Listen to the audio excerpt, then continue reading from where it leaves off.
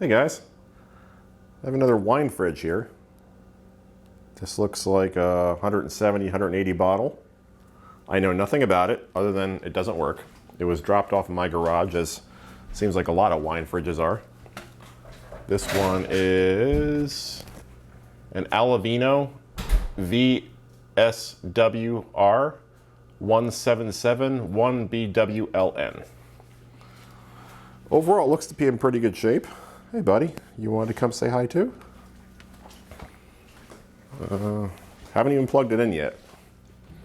I think I've seen this one before. I think I may have had one of these in here before. So it's a single zone. Looks pretty clean. So hopefully we can get this thing working. It's worth a decent amount of money, I'd imagine. It's probably a $2,000 unit, brand new. Let's plug it in and see what happens. Okay, I got you guys set up in the tripod. Let's plug it in and see what happens. Okay, it's plugged in. Looks like we got some lights and fans going. I don't hear the compressor running, so let's give this some time to run. Sometimes these things have a delay built into the computer circuitry, or in the software, that will actually prevent the compressor from coming on for a couple minutes after you plug it in. That's typically done to avoid damaging the compressor. If you turn off the compressor, or you turn off the fridge while the compressor is running and you start it up right away, there's a lot of head pressure on the high side that can cause the compressor not to start, or can trip that start relay. So let's let it sit for a while and we'll come back to it. Just after I turned the camera off, I plugged in this kilowatt so we can see how much energy this fridge is using. So right now it's using 7 watts and nothing's running except the LEDs and the computer and the fans, I guess the evaporator fans in the back. So let's let this run a little while longer, wait for the compressor to kick on, or hopefully kick on. A few minutes later, the compressor did eventually kick on. You see our running watts is 88 watts right now. Hopefully you can see that. And looking at the label on the back of the fridge, it says the input power is 160 watts. I don't know if that's peak or running. So the compressor is definitely running. I can hear the evaporator fan. I don't really hear the compressor too much. Hope we don't have a refrigerant leak. Let's let this run a little while longer and see what happens. I have a feeling that 160 watts was maximum power, because looking at the rated current, it says 1.64 amps on the label, and here we're at 1.66. So there might be nothing wrong with this thing. I mean, it's running. If it runs, why mess with it? Let's see if the temperature inside the cabinet goes down with time. I'll let it sit for about half an hour. Okay, the cabinet temperature hasn't changed 1 degree. Been sitting there for, I don't know, maybe half an hour or so. So let's take this back panel off. Just a bunch of screws.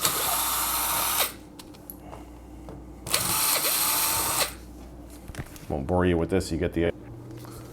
Okay, last 2 screws. Let's see what we see. Uh-oh. See some green stuff falling out. What do we got? Okay, so we have a warm LG compressor. That's a good sign. We have our condensing fan. That's running. That's a good sign. Doesn't look like anybody's tapped into this yet. I don't see one of those service ports here. Here's our evaporator drain. And the compressor is definitely running. It's warm. It's one of those trusty LG compressors, which are usually nightmares. Let's get you guys a little bit closer. Let's see what's going on here.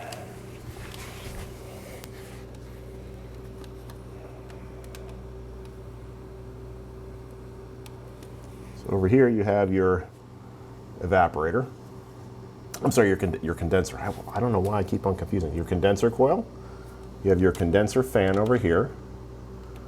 You have your compressor.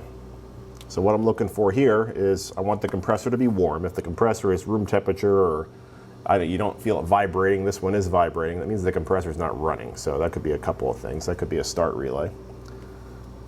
I'm feeling the temperature of the lines coming out of the compressor. I don't really feel much in the way of, yeah, it's not really, you know, these lines are all kind of room temperature.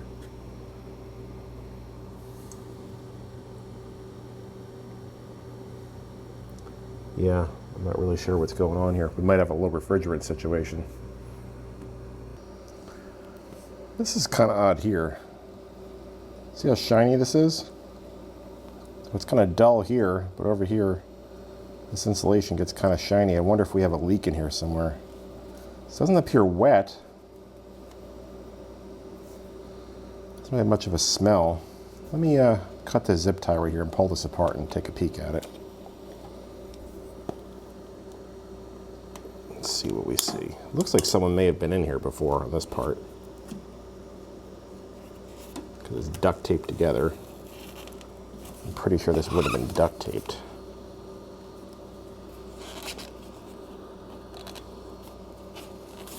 Whoops. I don't think it would have been anyway.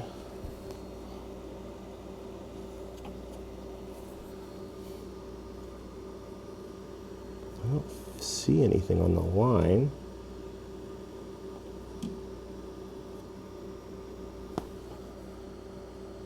But all these refrigerant lines are room temperature, which is not a good sign. Something's definitely going on here. Just a matter of what. Let's keep looking.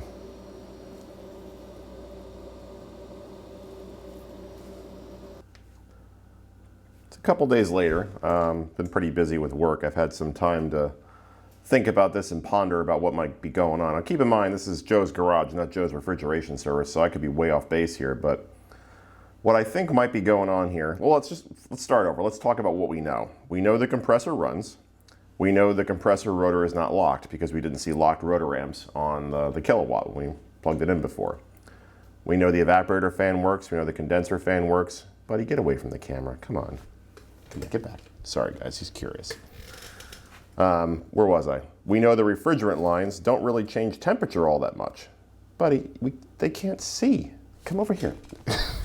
Over here. There we go. Lay down here. Lay down here. Okay. Hang on a second. Gotta love labs. Yeah, so we know the refrigerant lines don't really change temperature appreciably. I did take apart this area over here. You know, I pulled that foam off. I thought there might be a leak going on there. I thought maybe someone was in there because it looked like there was some duct tape. Turns out there isn't. There's just regular tape, and no, there doesn't seem to be a leak there. Well, not that I can detect anyway. What I thought was oil in the foam was probably just the foam vibrating against that metal cover over time. So we're kind of back to where we started, quite honestly. I took my refrigerant sniffer and just kind of poked around in there. And get one of these El Cheapos on eBay for 20 or 30 bucks. They're not that great, but kind of be a good starting point. Poked around, didn't see any obvious things. It was picking something up in the tray below the compressor, but it wasn't too crazy. Now, so where are we? Yeah, so what I think might be going on here, and again, Joe's garage, not Joe's refrigeration service, I still think we might be low on refrigerant. So I did learn in doing some research that this little tube right here, coming off of this, this dryer, that tube is actually responsible for setting the refrigerant to the evaporator. And when it was running, I did notice that tube was slightly cool. It wasn't cold. That might tell me, that kind of suggests to me that the refrigerant's actually boiling in that capillary tube. And if that's happening, I'm thinking there's a really, really, really low charge, because that shouldn't be boiling until it gets to the evaporator. That said, I'm going to try something I've never done before. So again, I'm sure you guys will ream me for this. I'm going to try installing one of these guys. Let me see if I can find one. I bought these a while ago, just for this purpose, thinking I might need them someday. One of these Supco bullet piercing valves. So these are designed to mount to one of these refrigerant lines in here and allow you to tap into the system that's currently sealed without cutting one of the lines and venting all the refrigerants. This is kind of like almost like a T-fitting that you would see for on a hot water heater line to go to an ice maker in a fridge, but hopefully these are higher quality. So again, never done this before. It could be way off base. I'm figuring this out as you guys are here with me. So I don't have the magic cure for this yet. I'm still trying to figure out what's going on. So let's get started. In fridges that I've worked on in the past where someone's been in them before, you normally see the service ports on this tube right here, which goes into just the compressor cavity. I'd like to put that piercing valve there, but I see that this tube is crimped off right here. I wonder if I could uncrimp that with a set of pliers or something without making a royal mess. I guess worst case, if it breaks the pipe, I can always order an actual service valve and just braze that on there. Rather not do that if I don't have to. What should I do? Let's give it a try. What do we got to lose? It's not working now, right? Well, if I screw this up, it'll be on camera, right? So I'm going to try to remove that crimp, or at least kind of back it off a little bit. It's just a copper pipe, so I should be able to do this without making a mess. I'm sure you pros are laughing at me right now. Jeez, okay, I need some bigger pliers. Here goes nothing. The suspense is killing me.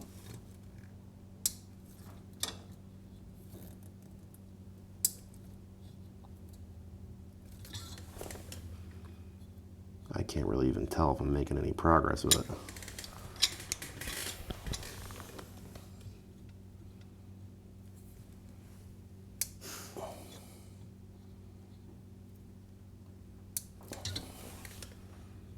That's definitely opening up. It's not leaking, so I guess that's a good sign, right? Not leaking yet.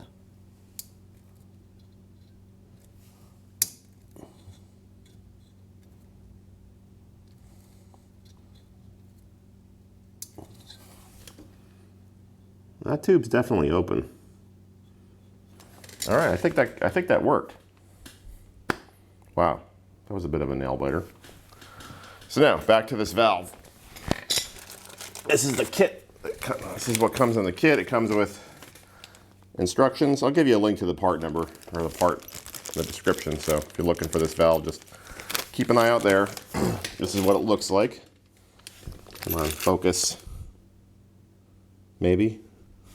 Zoom out a little bit. So it comes with the valve itself and a wrench. And it looks like some kind of an adapter. I'm not sure if we're probably gonna need that adapter. Again, never done this before, guys, so you can learn at my expense.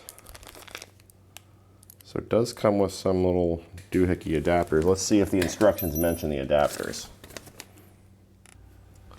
Okay, the instructions say that on the BPV 31 valve, which is what this one is, I have to use the large adapter for 1/4-inch tubing, the small adapter for 5/16 tubing, and no adapter for 3/8. So we want to mount to this tube right here, which looks like 1/4-inch. Let's measure it.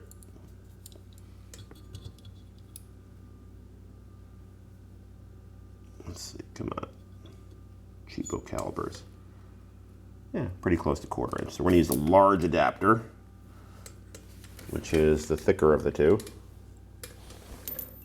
So now we gotta separate these two halves. Gotta make sure we orient this valve such that we can actually attach to it too. Should probably check and see what adapters I have before I get too far into this. Right now I'm just putting the large adapter into the opposite half of the service valve here. I think I want to mount it such that the valve is up. Maybe like this. I think that'll give me the best clearance to hook up the gauges. Let's just get these on like finger tight, just so it keeps it in place. It doesn't roll around. Now, if you guys have ever used these things before, you know, your trades or you're a do-it-yourselfer like me, I'm curious how you guys like them. Do they work? Do they leak? Tell me all about it. I'm curious. Now, if this doesn't work, or if it causes a bad leak, plan B would be, like I said before, to buy one of those braze-on service valves, take this copper stub out and just braze on a new piece. Only problem is I don't have any brazing. I have an oxyacetylene torch, a large one, but I don't have tanks at the moment, so I'm hesitant to do that. I have done brazing with mat gas before, but it's not pretty. I just don't think there's enough heat output to do it effectively. You can do it, but it's not easy to do. So let's see, let me check my little stash here and see what kind of adapters I have for my gauges. Now, most refrigeration equipment like this runs on R134A, which happens to be the same stuff that's used on most cars that are still on the road today. So I actually had to get my other parts bin out. I have two separate refrigeration bins, one for automotive right there, and another one for household stuff. So I needed both bins for this one because my adapter for R130 for these fittings in my, well, let's put it this way. I have a set of R134 gauges that have quick disconnects, and I have this little adapter that converts to the screw-on threads to that quick disconnect. So I got to make sure that I have enough room to get this adapter on the service valve and also plug my gauge in. So I'm just going to orient this with my ancient set of Robinair R134A gauges hooked up. Just loosely, I just want to kind of test it to make sure we don't bolt this thing in a position where we can't access it. Okay, so something like this seems to work okay. I got my low side hose hooked up here. Got the quick disconnect here. I got my little adapter thing here and the service valve that we're about to install. So I think we're ready to go. This is a pretty good angle. I can get in there, I can work. It's a little tight, but what are you gonna do, right? Okay, so now the instructions say we need to tighten these screws until both halves of this valve meet.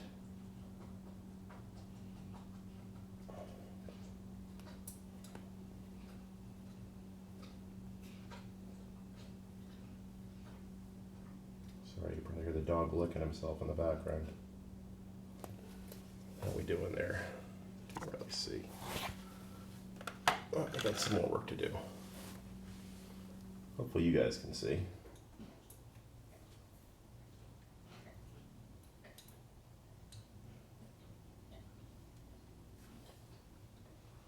So again, I'm still curious. You guys like these things? You hate them? They leak? They work? They seem to be well liked on Amazon. I think they have different sizes too. This is, like I said, this is the BPV 31. They also have, I think, another size, a BPV 21. I don't know too much about that one though. Let's take a closer look at it. Okay, I just checked, tighten these screws down. It says to tighten until both halves have met. It looks like both halves have met to me. So now it's time to turn that center screw all the way in clockwise until it firmly is seated and turn it back one full turn to operate the valve. Okay, cool. Give it a shot.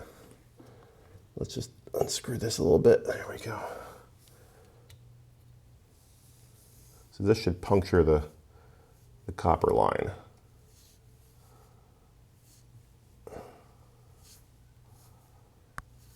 Okay, cool.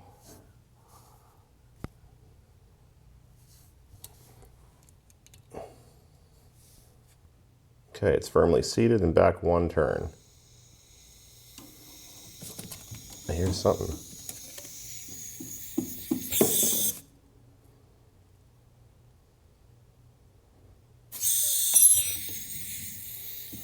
I hear some gas flowing. You guys can probably hear it too. Hope that doesn't mean my gauges have to be permanently affixed to this thing. Wasn't really counting too well. Let me do that again. Okay, so back one full turn. Okay.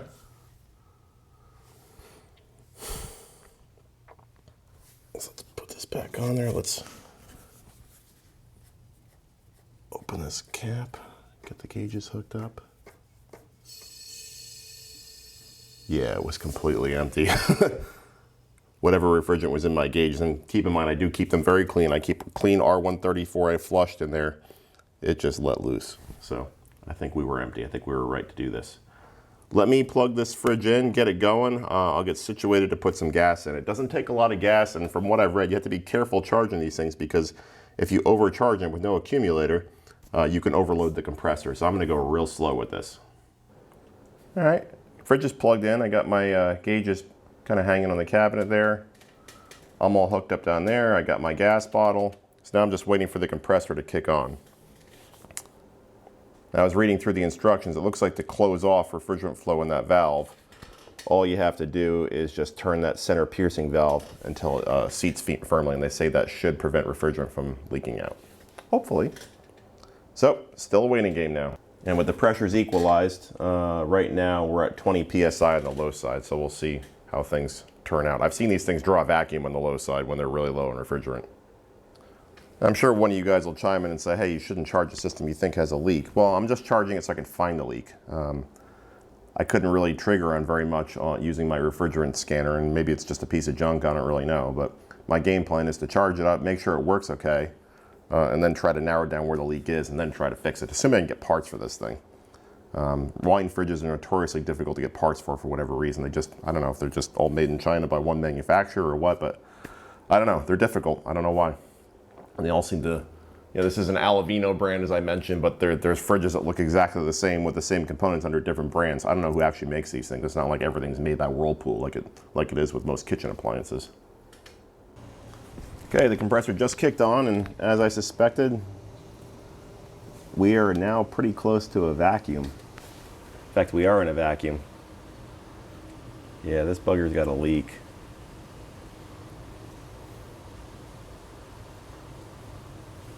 Probably a pretty bad one. Now, if I had all the equipment to do this, the right way to do this is to probably evacuate the whole system, pull it to a vacuum before you recharge it, but I don't have a vacuum pump that's going to be able to do that, unfortunately. So it's possible that drawing a vacuum like this, you're drawing air from the atmosphere in there and moisture and other sorts of bad things, so who knows how long this thing will last, but we'll do the best we can. And again, like I said, I'm not a professional refrigeration guy. I'm just doing the best I can with what I got. So let's see what happens. Let's put some gas in there. Let's open up the gauge. Start dumping some in. Again, I'm going to go really slow. I don't have a refrigerant scale either, so you guys can laugh at me. Slow down a little bit.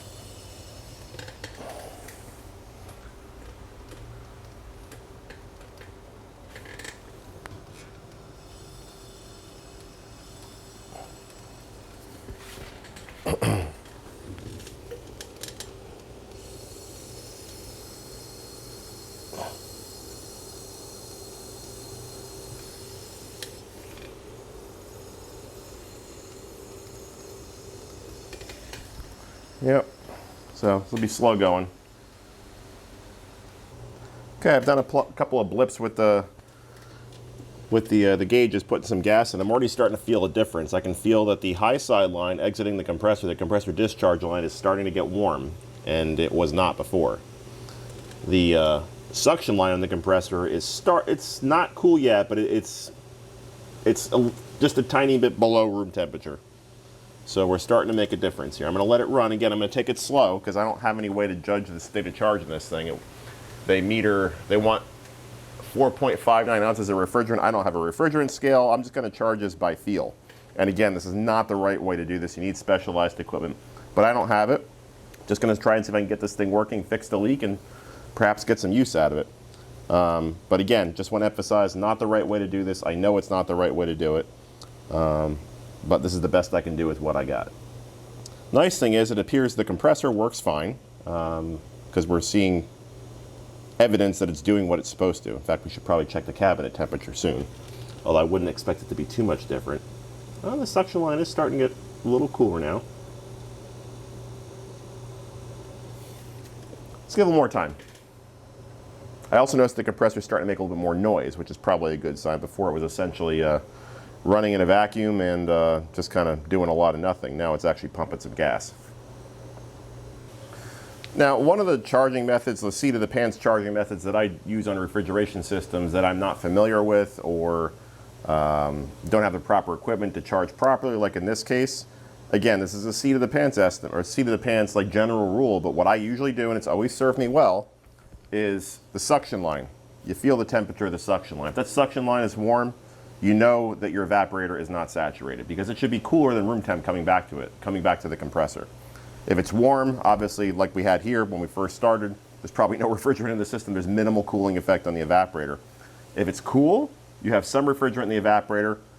There's heat being rejected from the surroundings of the evaporator, and cool refrigerant is coming back and obviously cooling the compressor too. So that's one way to know that you're actually kind of headed in the right direction. You don't want to be cold, you don't want it to ice up, but I would say, you know, cool is probably a good rule of thumb.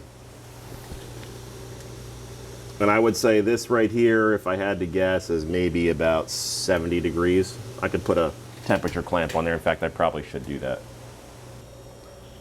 Hopefully you guys can see that I got my fluke meter hooked up to a temperature probe on the suction side. So this suction side is reading 77 degrees. So I was 7 degrees off on my hand. Notice that I have, well, probably can't see it, but I have the temperature probe located a bit away from the compressor, just so the heat produced by the compressor that conducts through the copper line doesn't affect the temperature reading. So 77 is a bit warm. I'm gonna let it run for a while to see if that's kind of where things end up. If it's not, then we'll put some more gas in there. And again, we want it to be slightly cool. So in the half hour or so I've been working on this, the temperature's dropped from 64 to 59. I think it just maxes out at 64. I've never seen it read higher than that. So it's definitely working. We dropped a few degrees. I shut the fridge off briefly just to plug in the kilowatt to see how much current it's drawing now. Now that there's refrigerant there, it's doing some actually useful work. And look at how much higher the equalization pressure is. It's almost 50 psi now. I think it was 20 before we added any refrigerant. So let's wait for the compressor to kick back on. We'll get a running current reading. Compressor just kicked back on. The equalization pressure was about 52 psi or so. Let's take a look back at the fridge. Now look at the suction line temperature now. Probably can't read that.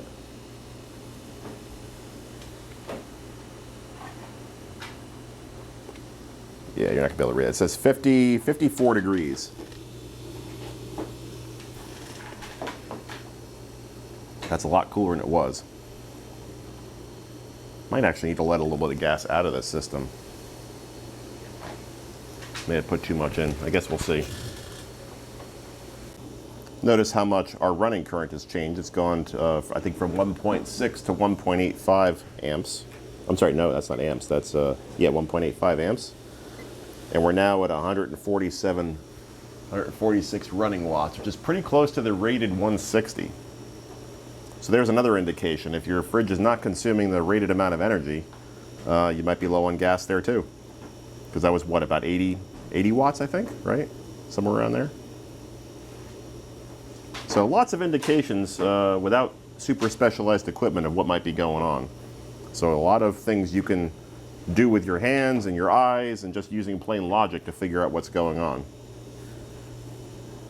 I'm actually rethinking something I said before. I don't know if you can judge the state of charge or lack thereof on a capillary tube system by measuring a suction line temp, because I don't know, it seems to be relatively constant no matter how much gas is in there, and it only shot down briefly when the compressor first kicked on, and now it's kind of back to where it was. So I don't know if what I said before was true. Again, I know you need specialized equipment to do all this stuff, and you're supposed to meter the charge in, but again, I'm just looking for kind of seat of the pants, backyard shade tree mechanic type of stuff. You pros out there, can you do anything with the suction line temp to kind of gauge whether you're low on gas or overcharged or anything, or is it just an unreliable metric? Because we determined that we were low on gas using just plain logic, but obviously unless you have a refrigerant scale, you're not going to be able to know how much gas to put in. You'll have to evacuate the whole system and charge it to 4.59 ounces. But an average Joe like me that doesn't have all that equipment, how would they do something like that? I mean, do you really have to call a pro? I mean, is there some way you can get close enough without maybe being spot on? Let me know what you guys think. Fast forward, it's now in the afternoon. I started shooting this video, or I guess the most recent part of this video, in the morning. So after I gassed it up, I let it run pretty much all morning, all afternoon. It's running pretty good. I stuck my refrigerant sniffer on there. Couldn't really detect any noticeable leaks. I mean, it's really hard to tell. Maybe I just need to get a better one, but I mean, I can't find any leaks. Maybe this has some very, very minuscule leak from the factory. I mean, pretty much every air conditioning system leaks, just a question of how much. Maybe this one has a very, very tiny leak and it only manifests itself over a long period of time.